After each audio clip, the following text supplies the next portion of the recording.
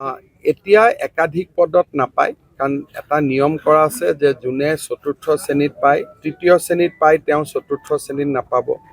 যোনে ওপৰৰ স্কেলটোত পায়, তেওঁ তলৰ পজিশ্যনটোত নাপাব। গতিকে এইবাৰ যাতে তেনেকুৱা ধৰণৰ ডাবল কেণ্ডিডেট নহয়, তাৰ বাবে এইবাৰ বহুতখিনি ব্যৱস্থা গ্ৰহণ কৰা হৈছে। এইবাৰ কেণ্ডিডেট লাভ হয়, নহ'লে 1-1.5 হাজাৰ ল'ৰা ছোৱালীয়ে ডাবল পায়। এইবাৰ আমি এটা ঠিক কৰিছোঁ, আৰু লাষ্টত কোনোবাই যদি ডাবল পায়, আমি আৰু এটা চিন্তা কৰি আছোঁ যে একেটা পোষ্টত দুটা হ'লে লটাৰী দি এটা কৰি দিম। আৰু ভালকৈ মহিলাৰ চেকিঙো হ'ব। মহিলাৰ চেকিং নহ'লে মহিলাই যদি কাগজ লৈ আহে কেনেকৈ হ'ব? গতিকে এয়াৰপৰ্টত যেনেকৈ চেকিং কৰে, সুধি লয়, পাৰ্মিশ্যন লয়, লৈ পেলাই চেক কৰিব। চেক নকৰিলে পৰীক্ষা কেনেকৈ হ'ব? এইটো যদি মহিলা বুলি মহিলাক চেক নকৰোঁ, কালি পৰহি ল'ৰাবিলাকে ক'ব যে ছোৱালীক চেক নকৰিলে, ল'ৰাক কিয় চেক কৰিছে?